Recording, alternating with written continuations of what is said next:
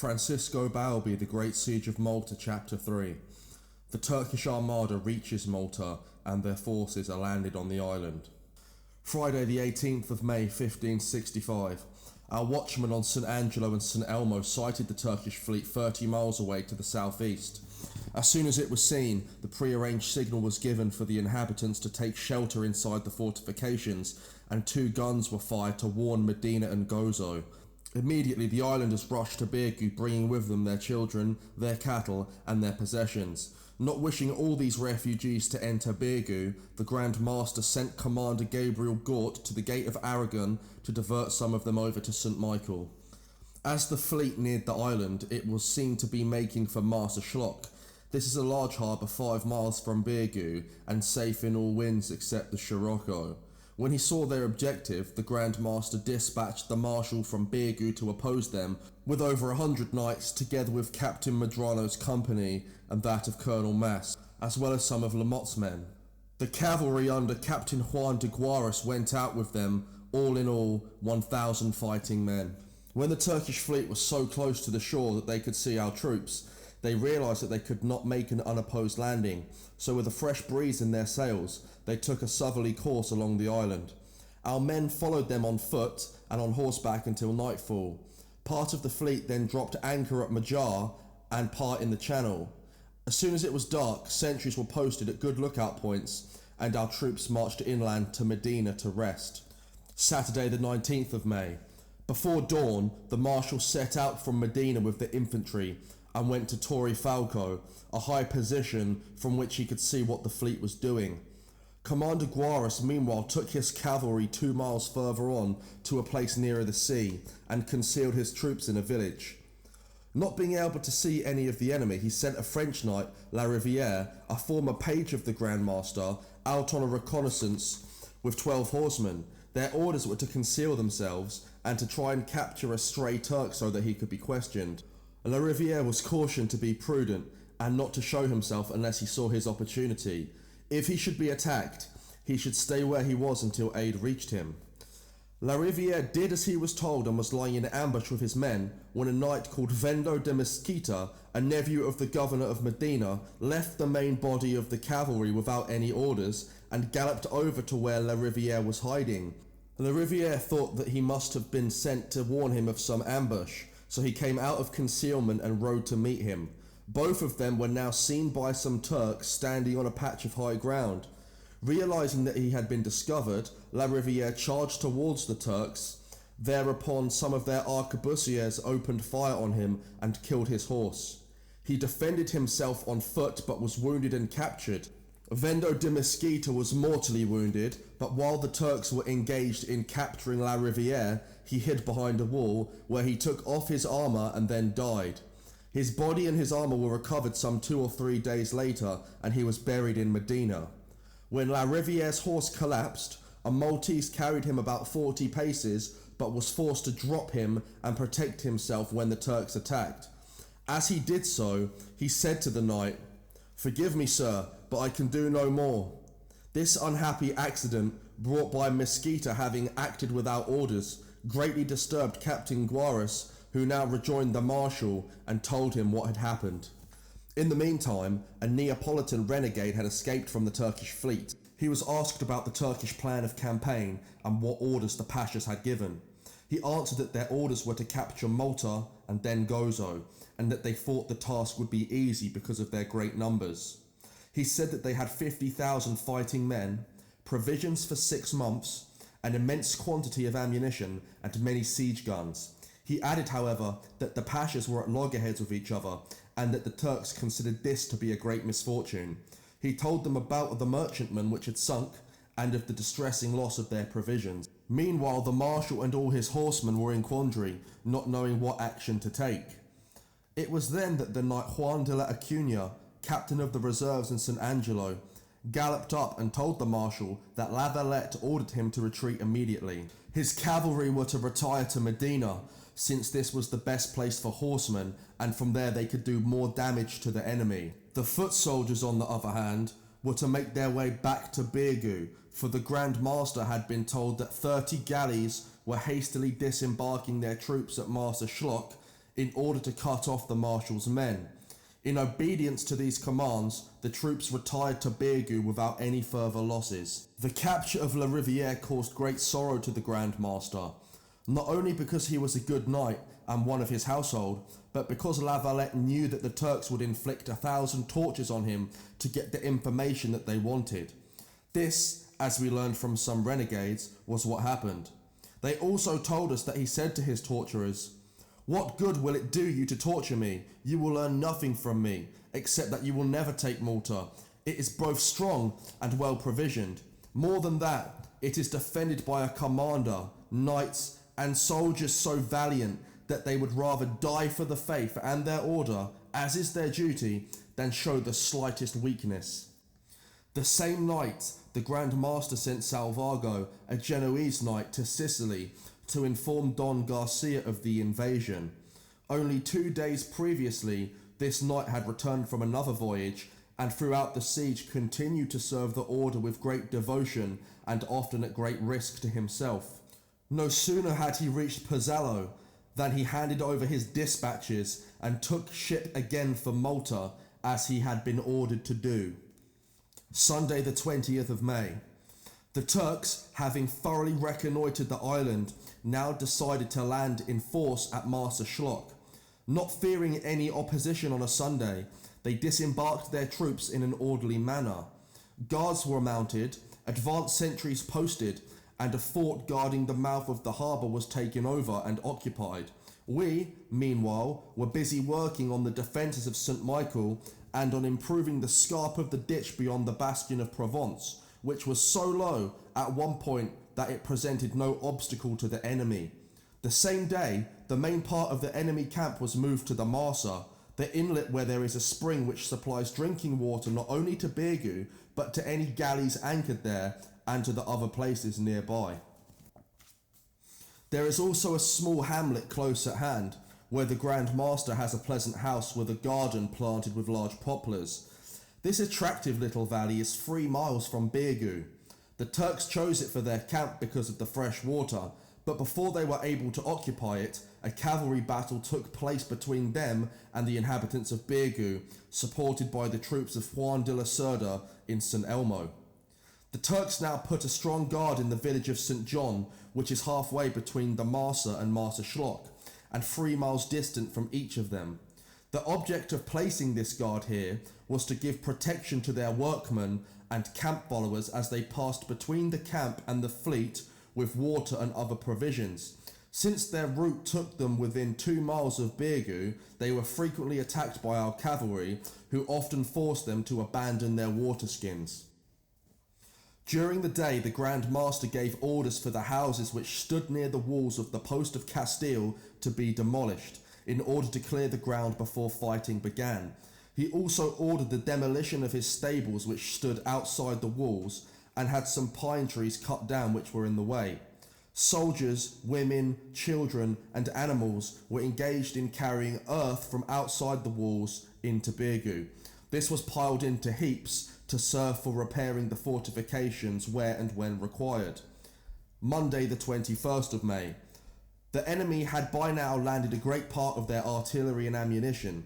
These they took to the village of St. John, while their main base for stores and provisions was established in the Marsa. A well-ordered camp was now set up on the heights of Santa Margherita and was bright with flags and banners. The sight of it aroused great wonder amongst us, as did the sound of all their musical instruments, for, as is their custom, they brought with them many bugles, trumpets, drums, bagpipes, and other strange instruments. The Turks now made a large-scale demonstration in front of us, in order to reconnoitre Birgu, and also to frighten us with their great numbers, for they were more than 40,000. Realising their intention, the Grand Master gave orders for all our drums to be beaten and for all our flags to be unfurled. When the moment seemed ripe, he sent out 600 or 700 arquebusiers under the Marshal, Captain Medrano, Colonel Mas, Lamora, Pierre de Joux, Romgar, and many other knights. At the same time, Captain Guaras charged out with the cavalry, and a fierce engagement took place. The advantage that the enemy had over us in numbers was cancelled out by our faster rate of fire, for the Turkish muskets are about 9 palms long and certainly not less than 7. The result was that they were not easy to aim and took a long time to load. The Grand Master held over 1,000 men ready in reserve, he himself standing inside the gate with a lance in his hand to prevent the reserves from rushing into battle without orders. Had he not been there to hold them back, he would not have found a single man in Birgu, so great was their desire to get at the enemy. This engagement lasted for 5 hours, at the end of which La Valette ordered his forces to retire. We did so well in this engagement that we killed more than 100 Turks. Among them was a Sanjik Bey, as well as other notables, or so we judged them to be from the care the Turks took to recover their bodies. The heads of many Turks were brought back to Birgu, as well as one standard, which was captured by Monsieur de Prade and a Spanish soldier.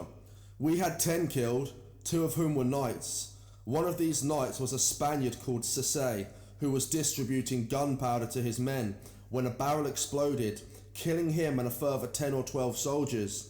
The second knight was a Sicilian.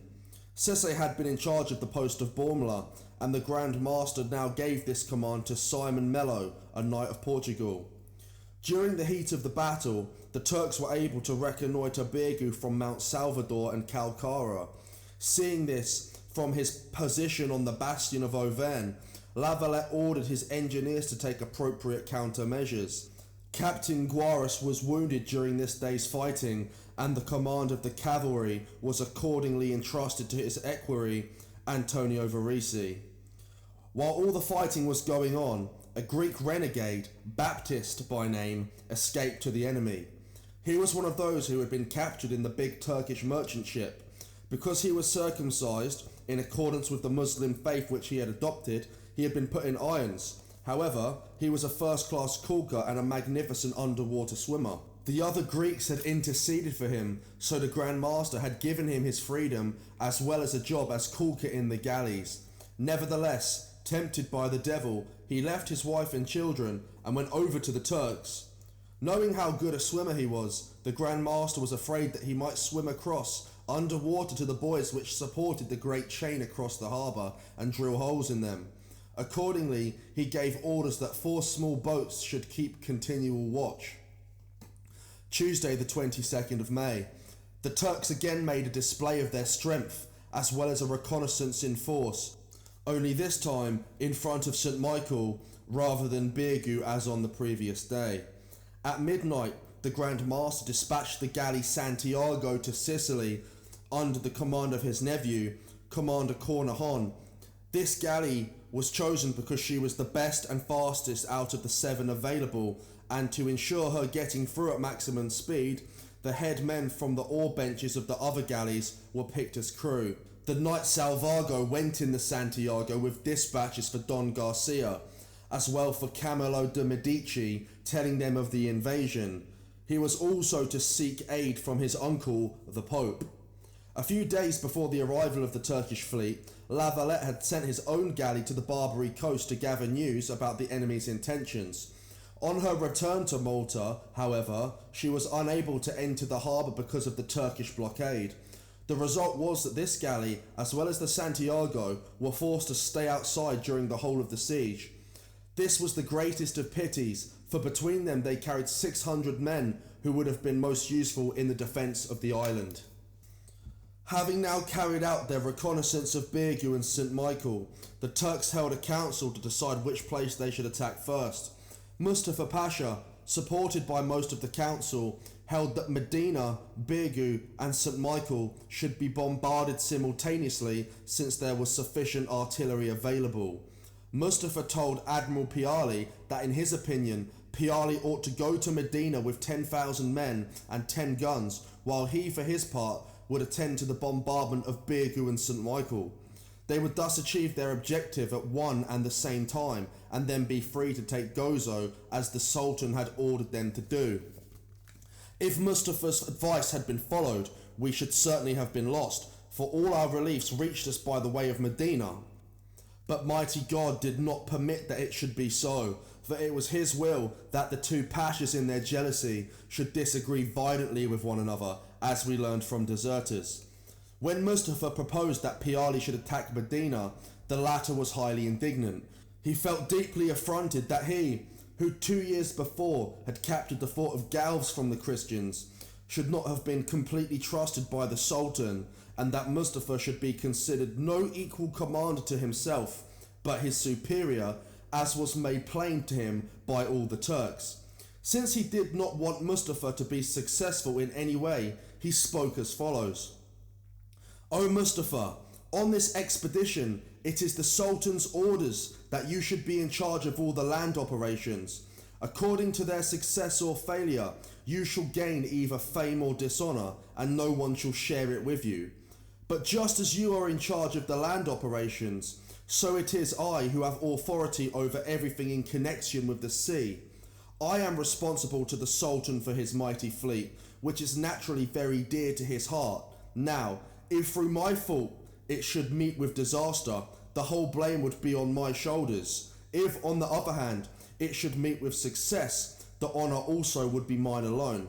I tell you then that I will not be guilty of neglect, nor will I risk the high reputation I have fought so hard to earn, and perhaps even my head, as might well happen if the fleet met with disaster while I was away.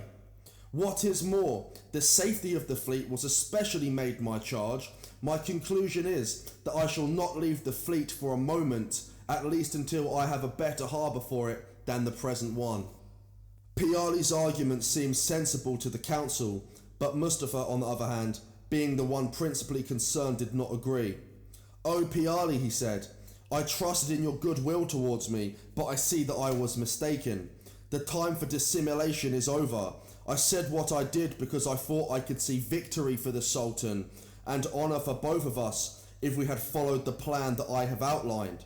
But now you have raised the question of the fleet security, and that in an island where even the inlets are harbours. However, I well understand your motives. I shall say no more, except that I see us hazarding the whole success of this enterprise, losing many men and wasting much ammunition. Worse still, we are likely to lose the Sultan's favour as well, perhaps, as our heads. However, I shall give you your safe harbour. It shall be Massa Macheto, for it is clear to me that there is not a better one in the whole island, nor one more suitable for your purpose. The result of Piali's resolution was that the council decided to attack St. Elmo first of all. Once this had been captured, the fleet would be able to enter the harbour of Massa Macheto. They hoped to be able to reduce the fort in 10 or 12 days or even less, and that was their first major error. Their second was in not waiting for the arrival of Dragut, although they had sent for him and promised not to undertake anything without him. They had assured him that his opinion would carry great weight in the council, but at first opportunity they abandoned this consideration.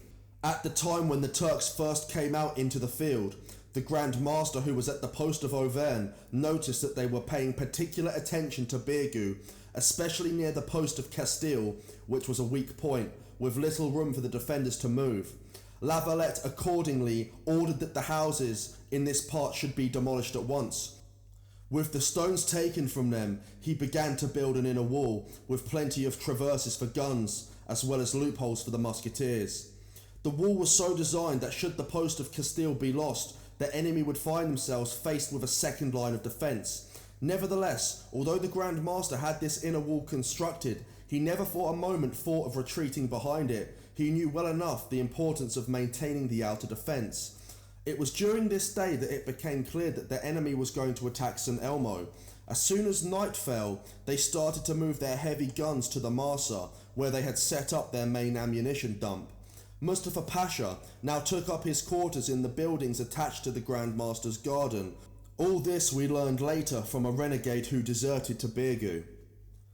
Thursday the 24th of May. The governor of Medina now sent Luca de Armenia to Birgu to ask the Grand Master for reinforcements, and Vincenzo Anastasi was accordingly dispatched with 60 soldiers for the garrison. From the ramparts of the posts of Auvergne and Provence, we could clearly make out the galley slaves and working parties transporting their stores from Marsa Schlock to the Marsa. They made an incredible noise going back and forth, and our artillery got in some good practice on them, although they did their best to keep under cover. The Grand Master also had good news today from Don Garcia, namely that he was making haste to come to the relief of Malta. The enemy, having taken the decision to attack St. Elmo, now began to take up positions near the fort. St. Elmo's garrison was eager to be out and at them, so Juan de la Cerda took some arquebusiers and made a sortie. This rapidly developed into a hot engagement, although the real aim had only been to let the Turks know that the garrison held men of spirit who were eager to defend their fortress. Now that he had appreciated the Turkish intentions, La Valette set free all the prisoners who were in chains, armed them, and promised them liberal rewards if they would fight like good and brave Christians. They were assigned to the same division as the mercenary oarsmen. All the slaves, however, whether they belonged to the order or to private individuals, were kept imprisoned. There were at least 1,000 of them, and whenever they were taken out to work on the defences, they were chained together in pairs. End of chapter 3.